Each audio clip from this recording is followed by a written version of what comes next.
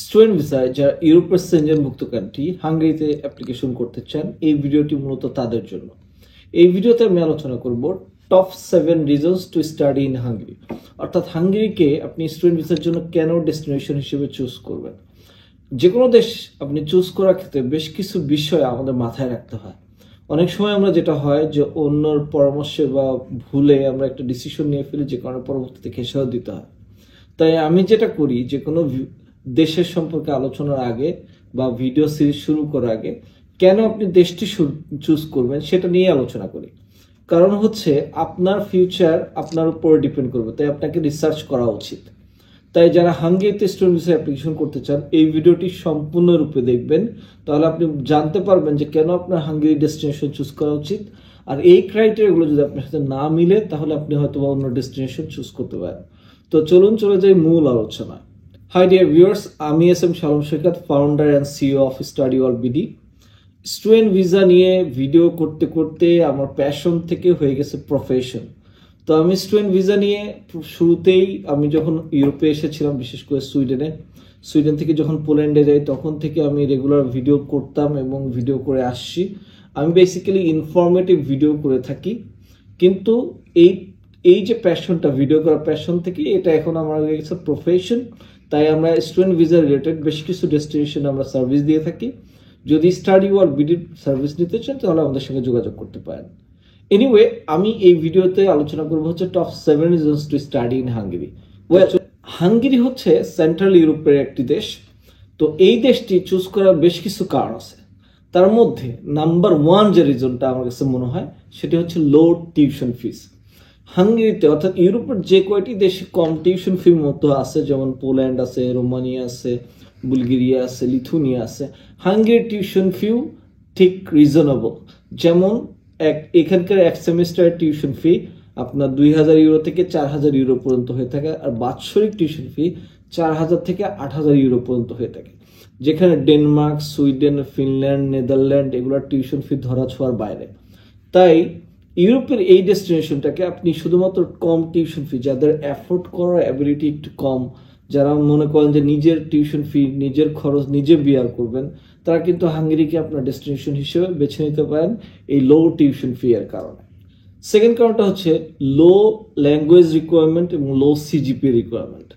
যেমন অনেক দেশে আছে, যেমন ডেনমার্ক বলেন, ফিনল্যান্ড বলেন, সুইডেন বলেন, এগুলোতে ইসিটিএস ম্যাচ করতে হয়, অ্যাডমিশন পাওয়াটাও একটু ডিফিকাল্ট হয়ে গেছে। আর হাঙ্গেরির ক্ষেত্রে যেটা হয়, আইএসএ 5.5 দিয়ে, এমনকি ডুওলিঙ্গো দিয়ে এবং মাস্টার্সে যারা অ্যাপ্লিকেশন করবেন এমওআই দিয়ে পর্যন্ত হাঙ্গেরিতে অ্যাপ্লিকেশন করা যায়।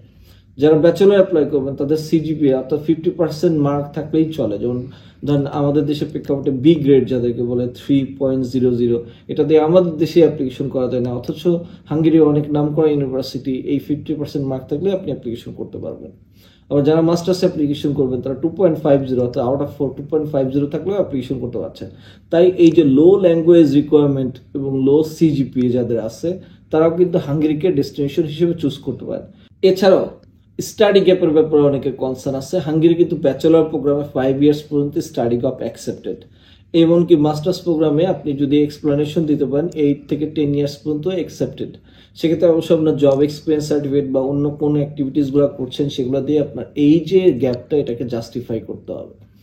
তার মানে হাঙ্গেরির ক্ষেত্রে কিন্তু আপনি এই যে গ্যাপ অ্যাকসেপ্টেবল, এই বিষয়টাও কিন্তু কনসিডারেশনে আসতেছে। তাই আমার সেকেন্ড যে রিজনটা ছিল, সেটা হচ্ছে লো রিকোয়ারমেন্টস। থার্ড হচ্ছে high visa success rate. This is most important, কারণ আপনি অনেক কষ্ট করলেন, ধরেন আইএস দিলেন, এম্বাসি ফেস করলেন, এই যে রাস্তাটা 6 মাস থেকে 1 বছর, এই কষ্টটা আপনার বৃথা হয়ে যাবে যদি আপনার ভিসা না হয়। আলহামদুলিল্লাহ 2023 সাল থেকে এখন পর্যন্ত হাঙ্গেরি ভিসা রেশিও খুবই ভালো, তাই হাই ভিসার চান্স রয়েছে। যারা হাঙ্গেরিতে তাদের ব্যাচেলর বা মাস্টার্স পারসিউ করতে চান, এখনই উত্তম সময় ভিসা রেশিও ভালো থাকতে থাকতে একটি দেশে মুভ করার। তাই হাই ভিসা সাকসেস রেট, এটা হচ্ছে আমার নাম্বার 3 রিজন।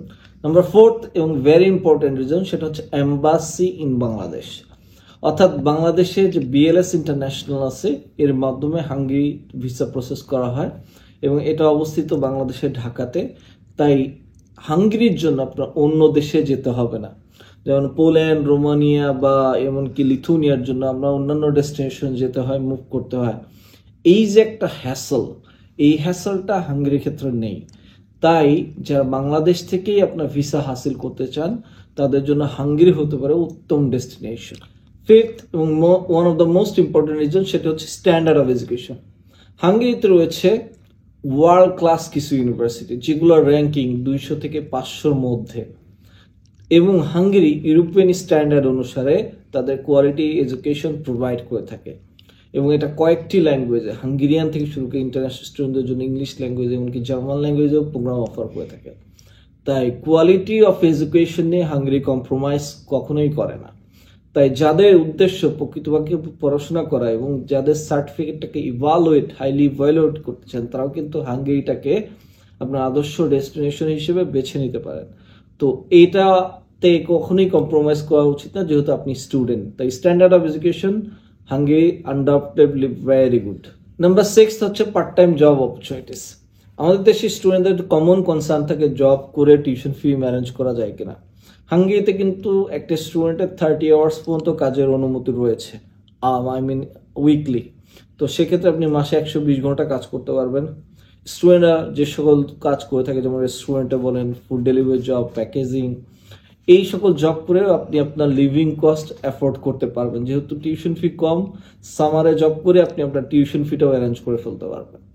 তাই পার্ট টাইম জব অপরচুনিটিও হাঙ্গেরির ক্ষেত্রে আপনি কনসিডার করতে পারেন, যেহেতু আপনারা এই বিষয়টা অনেক কনসার্ন। এবং এই ক্ষেত্রে কিন্তু ফিনল্যান্ডের মতো বা সুইডেনের মতো এতটা এক্সট্রিম লেভেলের জব ক্রাইসিস হাঙ্গেরিতে নেই।